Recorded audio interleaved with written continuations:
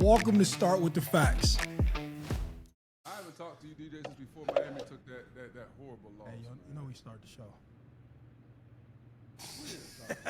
New niggas, Yeah. new niggas, man. That's what happens. Get with the look. That's what's wrong with. That's what's wrong with the portal.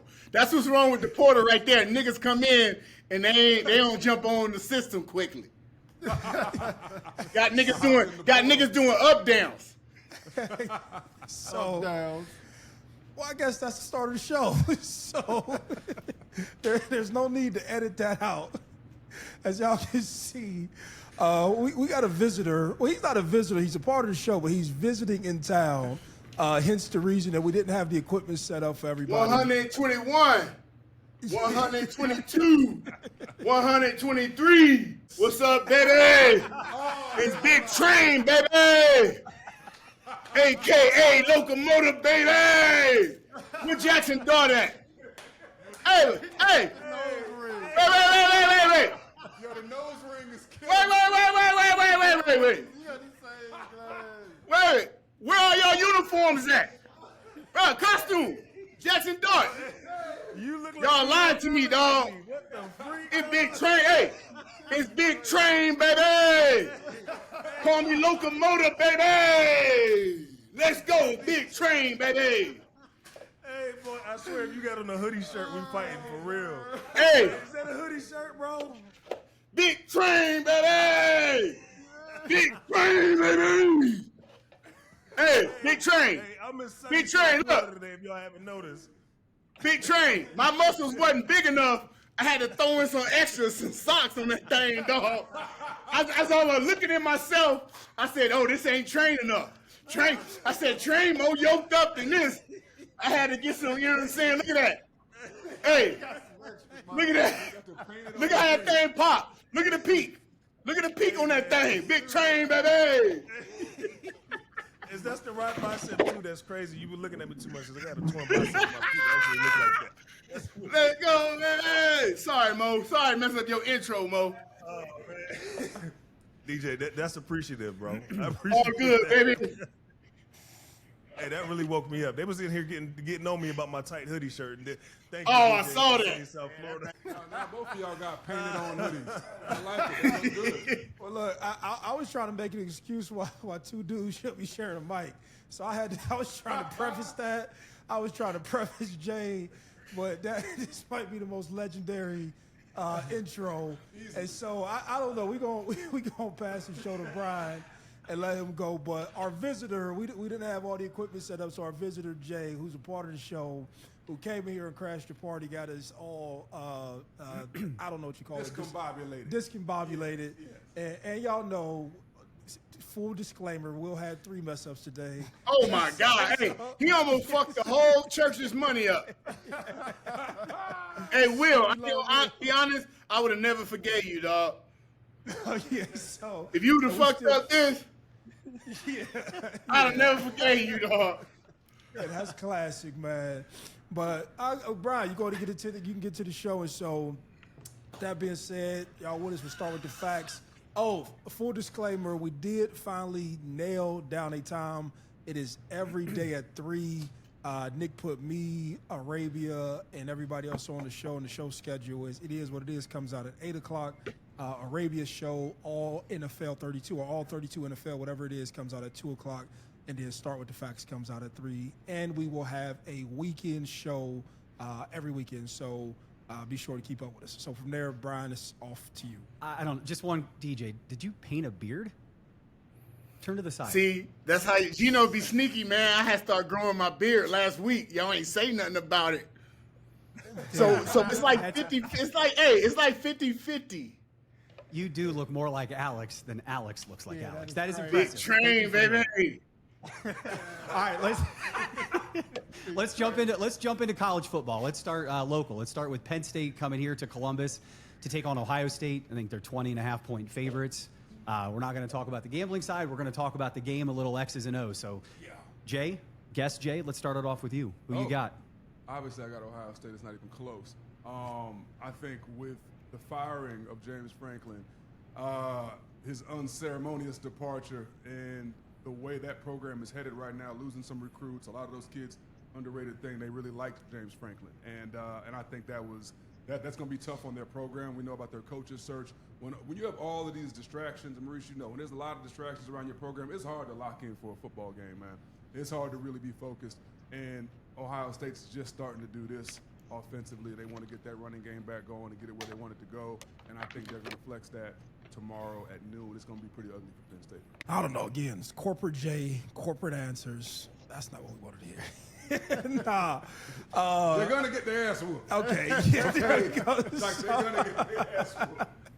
Yeah, no. Do So not want to play for them. Yeah, we won't. I won't talk about it. Well, the funny thing about it is I won't talk about anything remotely gambling with everything going on, and the fact that I'm down at the team every day. I don't even want to halfway even joke.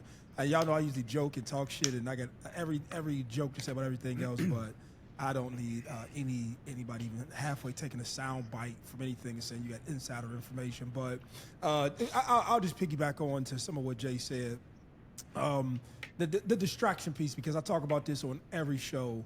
I just don't know, as players, how do you focus when you have so many distracting pieces going on and players worrying about their future and who's going to be there with the coach and who's going to be there with the team. And then the messaging for, the guys from Ohio State is like, hey, this is the second half of the season and this is the first game of the second half of the season. And so I was at practice earlier this week, and the message is, we still have something to prove because we've not played our best football. So you can take that into account in regards to the focus. I tell everybody every week I get like 3 practices, and so I get 3 things that sort of gives me the confidence for the team. And the first one is the Tuesday practice. When Tuesday's upbeat and the tempo's fast and it's aggressive and guys are flying around, it gives me great confidence. When I go to practice on Thursday and it feels like, coaches aren't teaching some of the most basic shit, that's there. And then Saturday, right before the game, I think like those are 3 important moments. And as long as those things are in harmony and sync, I typically feel good about who we are and no matter what we do. So I know this sounds so cliche and so corny, but every fucking team knows it's really all about you and how you prepare and then where you're at within that within your development, and that you're playing right at the right time. And so I'll go from there. I know it's a little bit it's crowded today, so I'll make sure everybody gets a shot at saying whatever they want to say in regards to the game. And this motherfucker called me corporate. Brian, hold on, no. Look, Brian, that was the most PC. That was the most PC shit ever. Let's talk about the real. Let's talk about y'all D coordinator, man. Hey, let's talk about the get back with the D coordinator, right? And I know, Mo, you talking about you can't disclose nothing because of gambling, but here's what I know. When you coming from that Belichick tree, which Patricia is there a way that you could give us something to look out for? Because I know they trying to set. I know what's the D coordinator name? Can you say his name? The one at Penn State that came from. Oh, Jim Knowles. Oh, two guys, one mic. I don't know, dog. That's the biggest pause I've ever seen, dog. I don't even know. Hey. All right. Okay. But listen. But listen. Like I was saying, I know the coaching staff got something up on their sleeve. We talk about rivalries. We talk about get-backs. He left after winning a national championship. They was gonna offer him the bread, so it's like that Kevin Durant, Russell Westbrook. It's some, and I know you can't speak about it. Jay Rich can't speak about it, but maybe you done told Jerm something, and Jerm may be able to. You know what I'm saying? Listen, I'm trying to get messy. What's the get back? Give me the play, Mo. What's the play, Mo? Tell me what's the play where they trying to set him up to rub that shit in his face and say, you chose the wrong squad. No, okay. So the joke is that your head coach is going mid-season. The joke already on you. So if you really want to call it for what it is now, there would probably be a different sentiment if they were winning and they were in national championship contention, and he went over there and did the same thing to them with the pieces that they had, and they were on another national championship run. But what more do I have to say to you that halfway through the season in which you transferred, everything's falling apart? Yeah. Hey, Your ass gonna be looking for another job next week, next year, most likely. Yeah. Wow. No, there's no most likely 1,000%. He's coaching for the job that he currently has with the new head coach who may come in next year. And then there's nothing to say when Matt Patricia got the world on fire. So Yeah. Matt Patricia has the world on fucking fire right now with I've resurrected my career. I won all these Super Bowls up in New England. I went to the NFL. Things didn't go out like I initially planned. I came back to the collegiate ranks, and then now my thing is just back on fire. So to me, you ever see somebody fail and you don't really have to get your get back because what they're 100%. doing allows you to get that get back, and that's sort of what I'm saying. So I'll let Alex and Jeremy. The best part about this, what I love is I love when what happens to the players or happens to the common man happens to the motherfucker upstairs. That's the best get back ever, man. Coach being in an uncomfortable situation like he is right now for bailing and leaving early. Shoot, I can't say much behind all that. I mean, y'all said it all. I think Ohio State gonna beat them down. It's just period. They don't have a quarterback, Penn State, and they don't have a coach. And Ohio State putting up like 450 yards on offense per game. The defense is shutting stuff down and only allowing 13 points a game, and like probably 250 yards that they're allowing. So I don't see Penn State standing the chance as a straight beat down. Yeah, this game will be over at halftime. I think bring the family up here to the studio. We're going to watch it on the big screen, and I think probably about 1:15 we'll be heading home. The game will be over. Y'all boys let's throwing keep a moving. party, huh? Oh yeah, big party up here in the studio. DJ, we're going to go to my second favorite team, What's that? Miami Hurricanes. Go on the road to Dallas Yeah. to take on SMU as 11.5-point favorites. What are your thoughts? I mean, we obviously can tell today I came in to get real messy, controversial, and when you look at SMU's team, there's several coaches on the coaching staff that used to work with or be a part of the University of Miami program, and there's several players as well. To me, I wanted to say this is the downside of NIL, but really this is the downside of this new social media, big bro, little homie, everybody. Like, what I'm looking for, or what I wish and what I would hope would happen is the cats on the Miami team, the coaches in the coaching room would say, hey, they left us, they bailed for another team. Fuck that guy. Let's knock his head off. Let's try to get that guy fired. Like, that's the type of energy that I want, that I'm used to, that I believe makes college football good, great, and amazing, right? You have several guys from your university and coaching staff over there. They know you inside and out. So it's going to be a situation where it's like will and it's toughness, right? That's what I want to see from the school and from the program. Cover gives a fuck about cover. I want to see, hey, you was with us, you left us. Now we're going to show you that you made the mistake. Same thing's going on with Ohio State. Like, that's the type of energy that I want to see. That's the type of things that I feel like that has been lost in college football. That crazy competitive nature where I always say this, like, if you was to ever get in a fight with your brother, you're going to fight to win, but if he goes down, you ain't kick him in the face. Let me Right? ask you a question. Yeah. Let me ask you a question when you just start asking like that. If you're a kid and you just transferred in, and this is a loaded question, do you think you have that same sentiment for people who left that weren't there when you were there? Wait, say that again? Okay, so there's a bunch of kids on Miami's roster right now who transferred in. How do you get them to feel that same thing when they don't have the history at Miami that somebody else may have had? And I said it's a loaded question. Y'all know, here's the problem. I wasn't an angry, violent, fight type cat anytime somebody said something with me. But when I got to the U and we went out and shit popped off, niggas looked at me like, get down or lay down. And nigga, so that's what I'm saying. Listen, okay, what is the optics of the University of Miami's program? We some bad motherfuckers. Like, besides being great athletes, this and that, like, we follow the rules, we do, we don't. We some bad motherfuckers. So I expect individuals to take the culture of the team. But that's what I'm saying. Like the bigger issue with me is that shit has lost. And like as I look today and I look down the rundown of all these different teams, and we got a lot of different games. Like we got Florida versus Georgia, and I'm not excited to watch that shit. A lot of the shit has lost its luster. Like I want to see competitiveness to the end. But I get what you're saying, Mo. And yeah, that's what I'm saying. That's the problem to me. That's the problem with me. It's like we blend it and we too middle of the road with the shit.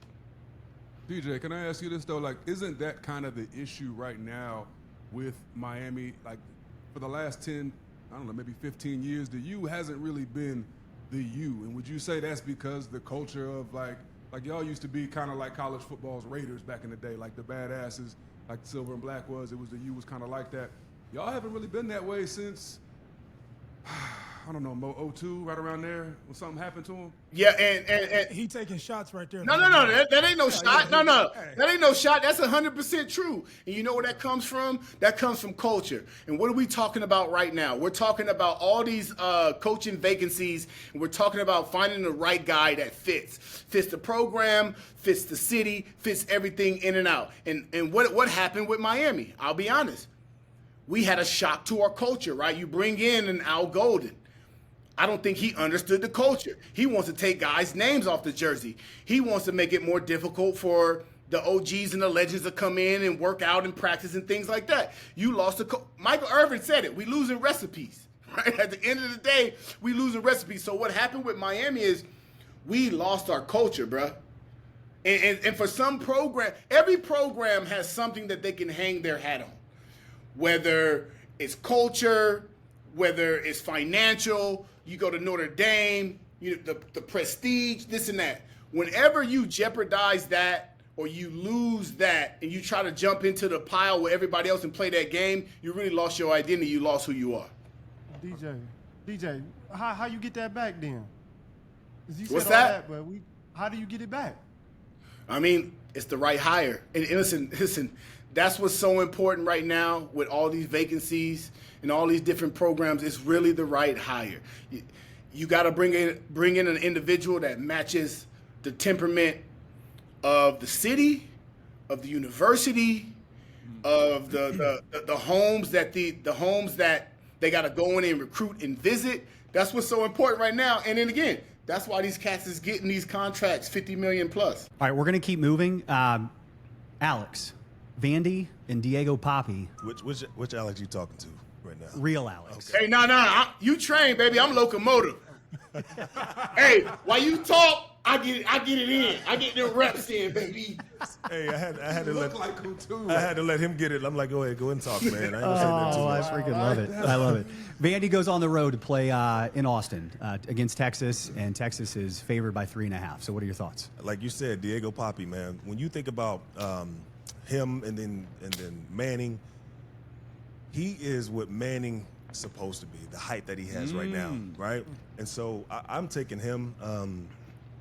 The defenses that he's faced are tougher than the defenses that Texas has faced. And what's his name? Manning, he's in a concussion protocol. So who knows if he's going to be able to play or not, right? He's questionable. He's questionable, right. So if he's not playing, it's a done deal. But I do take Vandy to cover. And what is the over-under on the score?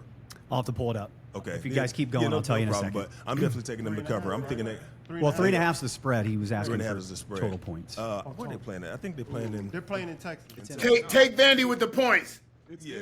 Take him with the points, baby. Take Vandy Poppy, with the points, yeah. Poppy trying to get that Heisman. Yes. And we've been hearing how he's been talking, man. He's feeling himself, man. He's confident. Yeah. And he's going to take that from, Point total is 47.5. Point total. Hey, shut up, bro. That's nasty work. No, what I was about to say was, Hey, if you don't that's mind- equivalent. Look, I'm sorry, I'm cutting you off. You know what that's equivalent to? Of you getting in your last set of squats and Alex come behind you and spot you. I got you, dog. Let's go, baby. Come on. Come on. Out the bucket. Let's go. Hey. And while you trying to come up, you over there talking about, don't touch me. All right, I got like 2 more. I'm gonna calm down. You see what happened, man? I'm trying to be a good teammate, man, and make sure that everybody in the Did you guys see the hair? DJ, do that again. Turn again. I just noticed the hair. Oh, no, this. I didn't even see that. I saw it. Oh, here, you I didn't see know? the back. Oh my God. Oh, man, I'm all in. What's going on? That's crazy work. Crazy. Amazing. All right. You're a resident of Austin, Texas, so tell us who you Yes. got. So I'm glad you brought that up because I spent a lot of time in Austin, and man, let me tell you something. The people are starting to get a little shaky on Arch. But there, so people don't realize it's about Austin, Texas. It's just like Columbus, Ohio. It's a bubble. Like they really in Texas, and they really believe in the hype on Arch and everything. And then all of a sudden, You said starting. you see some of the cracks in the foundation. Ohio State fans would have sold him down the river for weeks. Yeah, but they're way more loyal in Texas to their It guys. sounds like it. And his last name is Manning. But even now, I want to say something. A couple weeks ago, Texas is playing. Arch has to come out for a quick play, and Caldwell, the backup, goes in there and throws 3 beautiful passes, and one was for a touchdown. And I said to myself, man, that's going to be a problem if this keeps up. So now, as Jeremy said, with Arch in concussion protocol, he's questionable. I think this is an opportunity for that backup Caldwell to come in and make it really, as you like, DJ, messy. It's going to get really messy. It's gonna get messy. in Austin. Man, If Caldwell this shit been comes too in and plays clean. nuts off. Man, you ever heard of NIL? Listen to me. I don't give a fuck if this motherfucker throw 35 passes, bro. They paying this nigga $8 million, bro. So hold on, Mo. Hold on. I'm Mo. trying to tell you. Sark want to keep his job too. Mo. It is things that trump all this shit, and it's called money. Mo. Yeah, what's up? You see these crazy coach buyouts. What you think the next level is? These player buyouts. Get your ass out of here. Yes. Hey, DJ. what do I say? What did I say in the group chat? Listen, my D-line coach, he came into a meeting and he told us, I'm gonna tell you about the trickle-down effect, baby. The person that usually gets fired is 2 places removed from the person that should get fired. And he said, and we motherfucker ran for 250 yards on us. And he said, hey, you know who that person is? That shit is me. Ain't no trickle down, baby.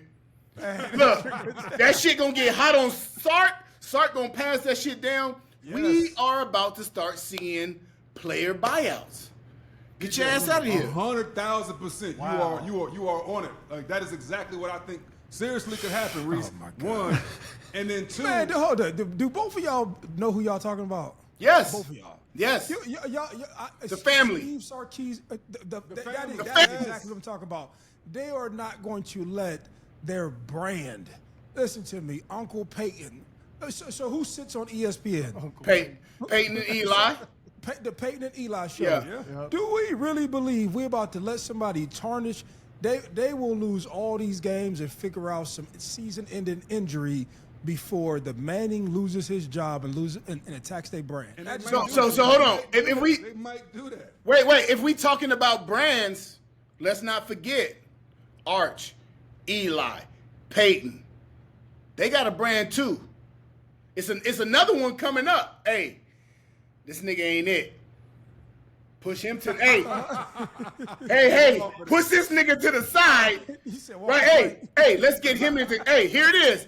Let's get You're him. going to sell their nephew down the river? Listen, let's get him into coaching. family's bigger than the nephew. Look, the family name is bigger than that. Hey, we gonna get you into coaching. Right, we get your ass into coaching. The next one come up. Here we go. So we talking about brands, bruh. You want to Listen, ruin your credibility if you're the Manning family. And by the way, I don't know if y'all are hip to this, but have y'all noticed that all the major pundits like Orlovsky, Ryan Clark, all that, no one really touches Arch too much. Like, they don't really get too much into it. They're never too heavily critical because, as Marie said, they want to be a part of that Manning brand and they don't want to upset the balance. But the reality is the reality, man. The kid's not what they okay, thought he was you ever gonna heard be. of Omaha Productions? You ever heard of I that? get it. Yes, I get it. Okay, That's so famous. I get do you it. know what Omaha Productions are, DJ? no, I do not. Okay, so let me educate you, right? Omaha. So I'm at practice one day, and I see all these high-powered cameras on the field. I'm at Ohio State, Yeah. and I'm like, who is these niggas? Like, I'm talking, this ain't like just some shit that we got here. This is like some fucking massive cameras, and typically people have like they stuff on, like where they from. And Yeah. I'm like, who is that? They said, oh, that's Peyton Manning's and them crew. You already know. So they're a part of the national narrative. They are football news. You know what I'm saying?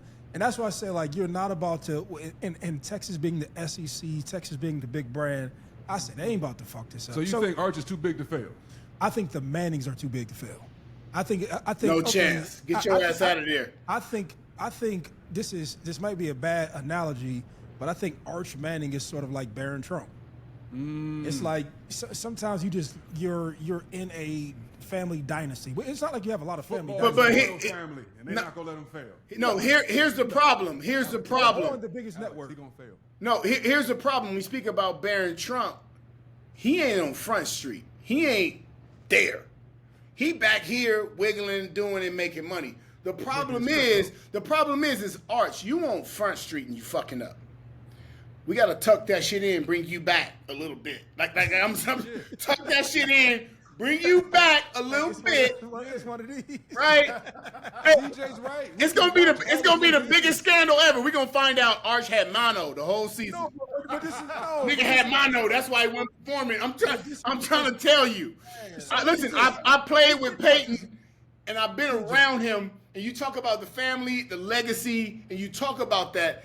There's only so much we can do, and so much we can protect. At the end of the day, if you ain't you ain't it.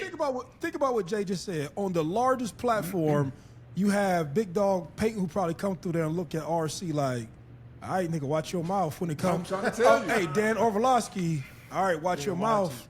Yeah. Have you noticed that? Hey, look. Okay. What's too crazy about So it? it's like you go eat in the lunchroom. Who runs Disney ESPN? Me and the fellas going on because it's levels even at the highest level, right? Yeah. You got the niggas who work for the network who got to go get the cafeteria food, and then it's me and Alex. We on the jet together. Mo, you confusing what I'm saying. I'm not confused. No, you're 100%. What I'm saying is, Peyton gonna come in and go. Yeah, you're saying that he's gonna shelf Arch because you bad for the brand. Yeah, that's what I'm saying. I don't feel that people from the outside are gonna start speaking their true opinion. I'm saying that the Mannings is gonna see this shit, the writing on the wall. Look, you got they around them the whole time, and they gonna be like, yo, maybe we should have dialed this shit up. Maybe should have went to like USTA or some other school, some other shit. UTSA. Maybe niggas should have went over there and but like this here, this ain't it. So we gonna have to tuck this back. We gonna have to tuck this back, man. No, I'm just saying that this concussion, like this actually could be the perfect out. The concussion leaves him out for 2 to 3 weeks. The backup There it comes is. in, looks like a stud. Maybe it's mono.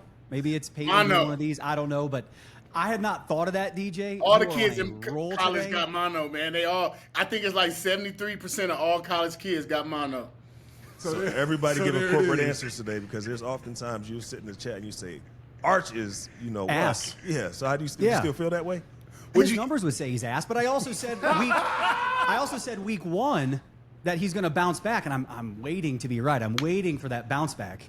And so far, he's still ass. Whoa, here, I'm going to give you the mic. We can see the film on Arch. That's the difference. Like, you can't hide the film. You can cut the film on and see that he's not completing passes the way he's supposed to. He's off rhythm. His timing is not great. And then about 3 times a game, he'll throw a really nice ball, and you'll go, oh, that's what maybe we're There it is. But we're not paying you $8 million for 3 times a game, brother. Can't- Julian I Sain don't- does that 26 times a game. So I haven't. I watched Texas when they played us, but I'll be fair to him. I can only see what everybody else sees when they. I can only pay attention to what everybody else says about him, but I haven't caught that many Texas games aside from the one we played them in, maybe one other possibly. Can I say something like on a serious note? I think they brought him along too fast. Like all year, I've been speaking about the flashes and the plays and saying that he hasn't. Honestly, I think they brought him along too fast. I think because of the name and how it could be monetized and how it could excite the fan base at UT, I think they brought him along too fast. And because of the money. I know, and the money. I know and I believe that he is a starting college quarterback. Should have been this year, should it be the next year or the following year? That's where I don't know. I believe they brought him along too fast. Huh? Sophomore. But DJ, I'm with you on that. I think the rush to put him on Front Street and get him out there and to sell put butts in seats and they had that last name and the money, and as Maurice said, the $8 million, man, you're not going to give a guy $8 million and sit and wait for him to develop. You want to get him out there, so I completely get that. Whether it was the Mannings or Texas, I mean, they pushed Quinn Ewers into the draft. Yes. Ewers would have stayed and made a bag with an NIL deal and would have been the starter this year. So, I don't know who was in whole responsible, but everybody was complicit. Everybody wanted Arch in. Otherwise, Quinn Ewers would be there for another year. He needed another year of development. 7th round? Yeah, and back up in So Miami. you couldn't beat out a 7th round pick? No, that's what I agree with you. I agree. All right, you got one more, or you want to move? I just want to know, Jay, who you picking? You told us about Austin. Who you got winning?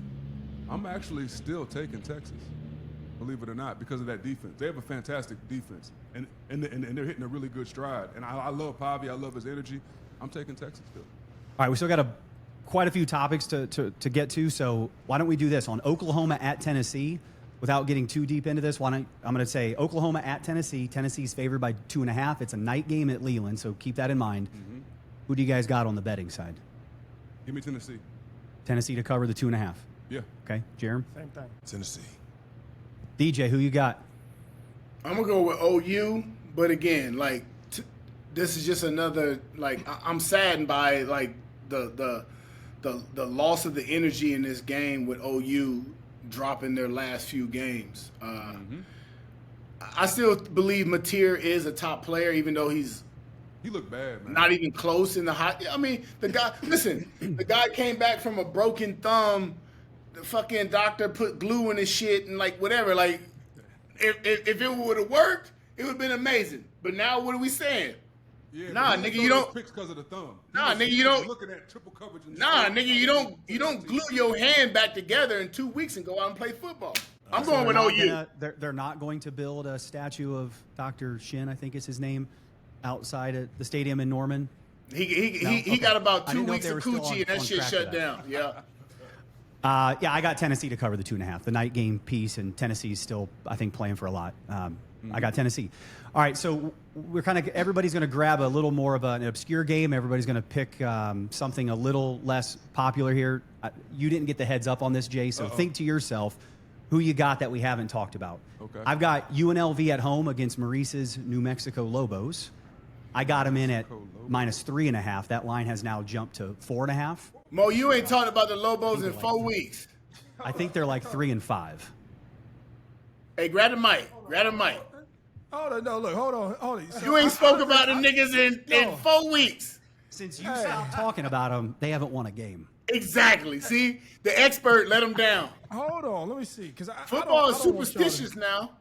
Hold on, let me see. Okay, New Mexico, Jeremy, you can talk. Let me They're see. 5-3. 5-3. Thank you. See, they've been trying to steal my greatness. I'm still going down saying that the Lobos at the end of this year, remember I said it, they will probably reach some of the obscure bowl game, and they will probably end up winning it. But I said this early on in the season, it's not a bad team, and I hope somebody for the Lobos hear me because y'all have a fan in Columbus, Ohio. I've watched y'all play a couple games, and so if you ever want to invite me for a game that Ohio State ain't That playing, nigga trying to get a speaking engagement. I already know. That nigga trying to get it. That nigga is I heard y'all when we was off camera, this nigga costume, he trying to sell merch. I know what Mo doing.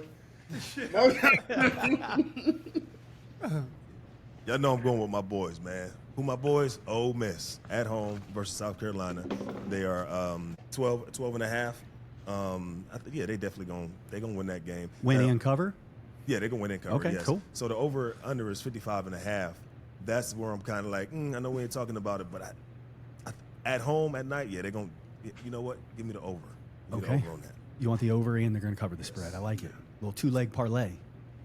Cincinnati, Utah. Money gone. 10.5. I'm gonna go with Utah, and since Utah cover in the dub. Arizona versus the Fighting Coach Primes. Y'all see What's the speech? spread? So the spread. Yeah, speaking to the. So the spread we're looking at right now, you got -4.5 for Arizona. So they got a 6-7% chance of winning this game. They're going to win, but I don't think they're going to cover. And I think after listening to Deion Sanders' speech he gave those guys after that loss last week, and the passion and just they're going to play a lot better. I don't think you play that bad 2 weeks in a row, so I think they're going to play it'll be a much more competitive. That shit over for Prime, man. He only got 6 toes left. That shit over. Hey, Prime got to make a decision. Nigga, do you want to walk or do you want to coach football? I'm being honest, man. That shit, hey, listen, we talked about this shit. We talked about this last week. We spoke about this last week, man. When you are connected to winning and you're connected to excellence, and that's all that you've ever done, and you're highly talented. When you start to lose, you don't even understand this shit. You don't know where to grab from, where to get or go. Man, I feel bad. Prime looking sad than a bitch out there. Hey, DJ, it also it also just shows you just how special of players Travis Hunter and Shedeur Sanders were too, man. Yeah, I was about to say, we gonna segue that into the NFL. But again, Shedeur Sanders in college guarantees you 5 wins, right? Now you got to put the pieces around him. DJ, over or under on them toes? Over on the toes. I think Prime leave coaching with 5.5 toes. 5.5.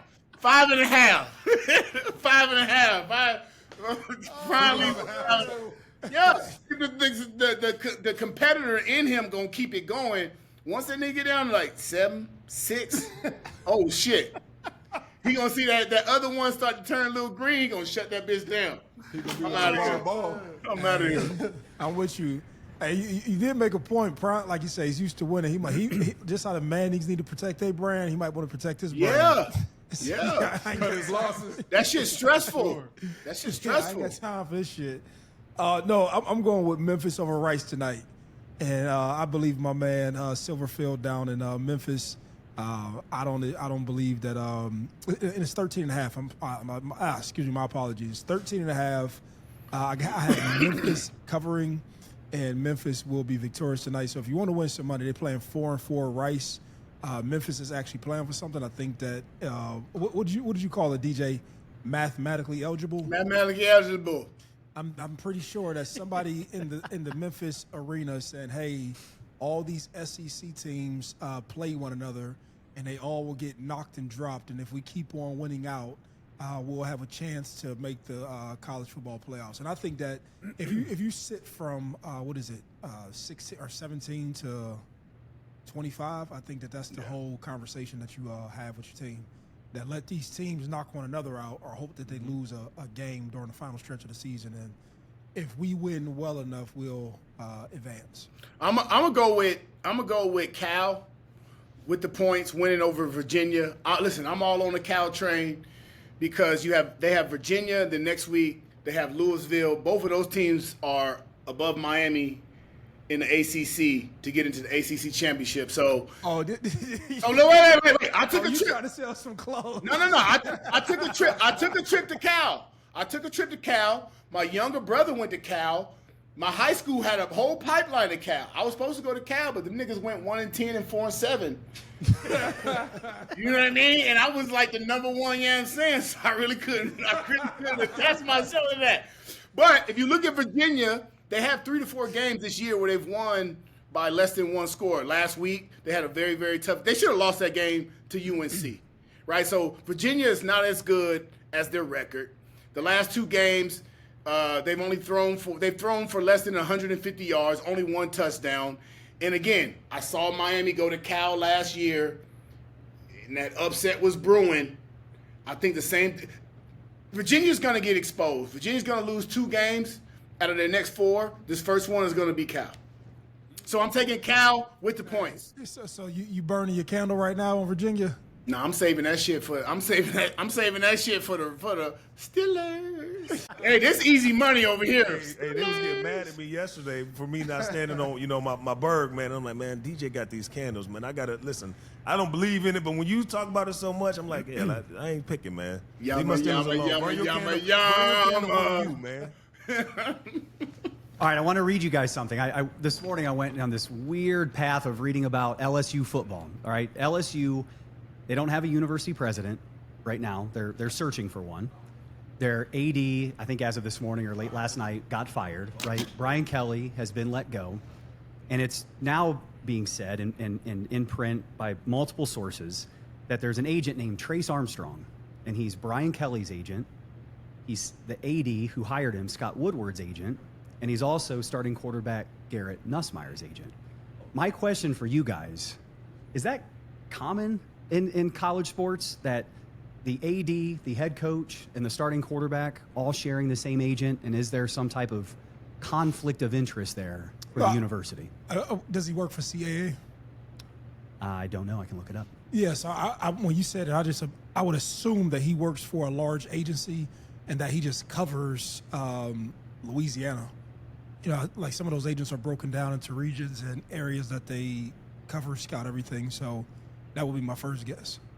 I was gonna say the exact same thing. Like, he might just be their regional guy for a big company like a CAA, but I do think that's a little bit of a conflict of interest. I think if Looks like he works for Athletes First. Like if your AD and your coach have the same agent as your quarterback, The same AD then, tied to the Jimbo Fisher piece at Correct. Texas A&M to bringing Brian Kelly in.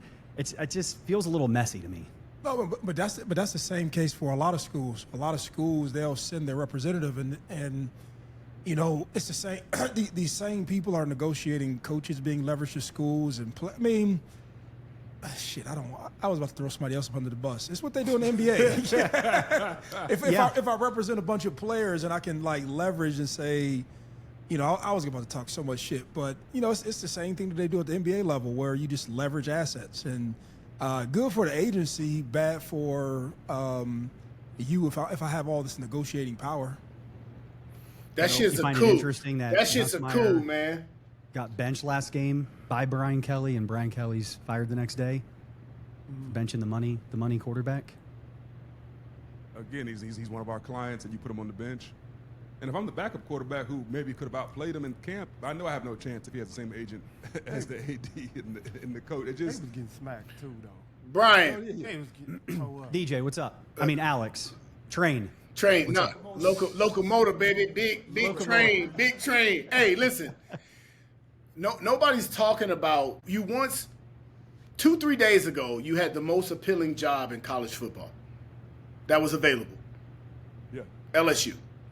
Because the governor came out, head coach is fired, governor came out and spoke and said the AD has no control, said that a committee would be choosing a head coach, and then the head of the committee came out and said, this is news to me.